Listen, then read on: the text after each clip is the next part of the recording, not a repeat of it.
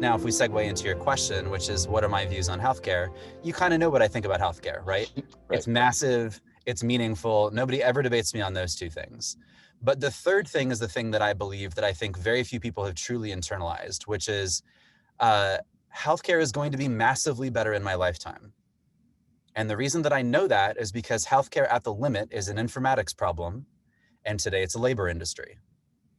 It's like, that's actually all you have to tell me. Like, this industry is going to be 10 times better sometime probably in our lifetime, because if it goes through that shift, you will build a massively better product. Right. And so that was sort of like that's my lens on problems that are worth working on, what I think of as worthy problems. Clearly, healthcare is one of the very few problems that meets that bar for me.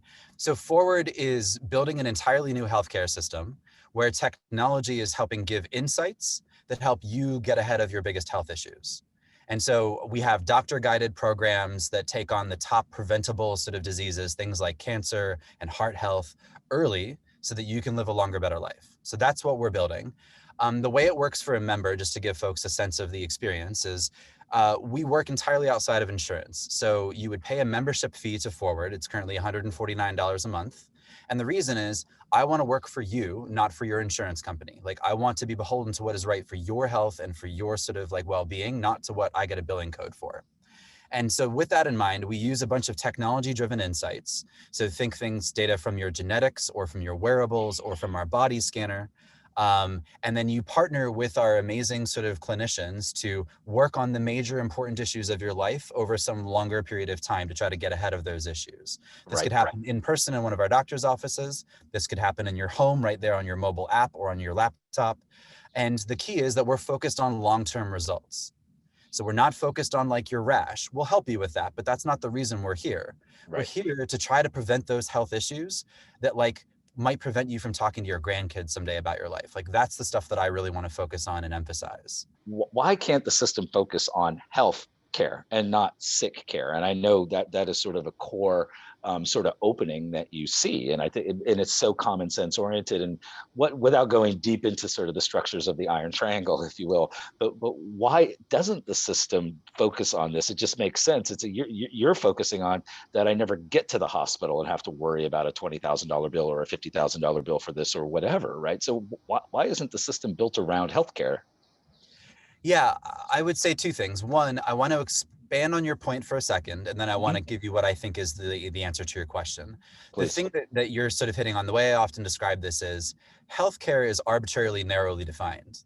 Like, healthcare today is defined as what happens in the sort of like 12 minutes a year you spend in a doctor's office inside of those four walls, telling some half truths about how you've lived your life over the last year. Right. Right. And like, that's the definition of healthcare today.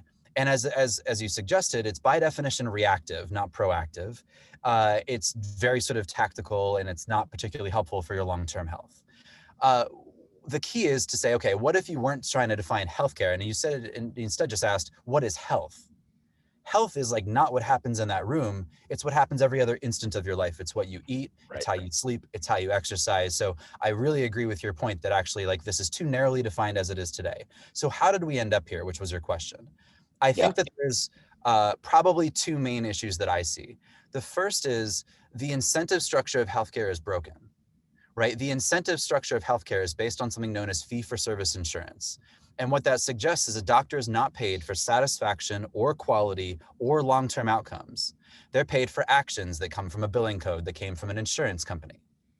And as soon as you think about it that way, you're like, wow, that is not really about how to help you live a longer, better life. That's about what is the billable event happening right now that I can Right. get paid for.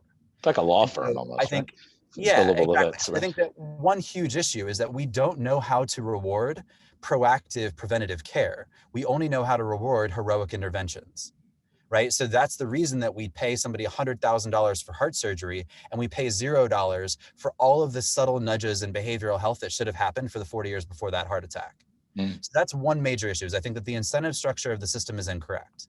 I guess the first thing that I would say is like, I think even something as big as a global pandemic recession shouldn't change your vision.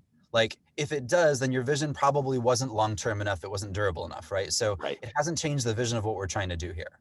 That said, it has massively accelerated the roadmap, and I suspect this is a recurring theme for a lot of technology companies.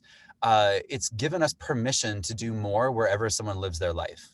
And so we're now able to leap 3 and 5 years down the product roadmap because I've been essentially given permission by users, having built this product and seeing how they react to it, to do more and more care in your home, which again was always where we were going with this.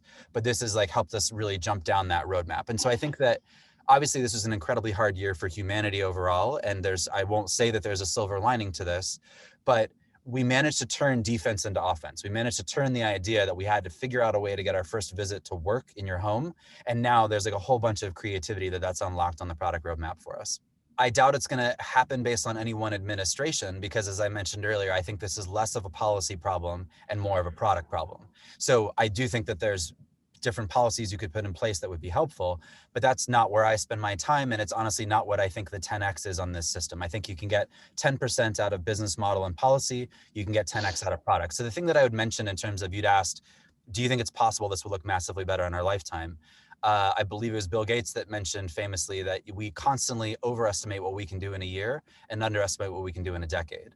I think the same thing is going to prove true here. Like any given day, it feels like a slog. Like we're working on incredibly hard things, and maybe that isn't working exactly the way that you'd want in that moment. But if I look back even on the 5 years of forward, it is insane like how much progress we've made on this problem. I'm sure if we look forward another 10 years, the world is going to look massively different. So you're right that we are small relative to this country and to the entire sort of global society that we intend to serve over time. But technology has a way of stacking gains, right? Like we're not playing for linear improvement on the system. To do that, I would have worked within the existing system with the same broken incentive structure and with the same product. I'm playing for compounding gains, and those look wildly different over the course of a decade. I mean, I think in terms of how I grow as a leader, like so much of that is driven by my teammates, right? We have an incredible team of leaders from companies like, Google and Uber and Tesla and Airbnb, who've dedicated their life to trying to use technology to build like meaningful, helpful things in the world. So a ton of it is just by osmosis, by working with such amazing leaders on our team and learning from our teammates. And then in terms of like what I read and how I try to stimulate my own mind, as you Yeah. suggested, it's not so much on the day-to-day of the industry that I'm working on. I actually listen to lots of like historical biographies. So I grew up loving art and math and science. And those are the sorts of people that I love reading about and learning about. And that helps me keep my breadth on a problem. And similarly, like what we were doing at Google was not focused on one thing. It was focused on a really broad set of problems. And you find some amazing patterns across these things if you continue to stretch your mind across many domains. So anyway, I hope that's helpful, but that's what I Yes. spend a ton of my time on, is just listening to and learning about others that really inspire me.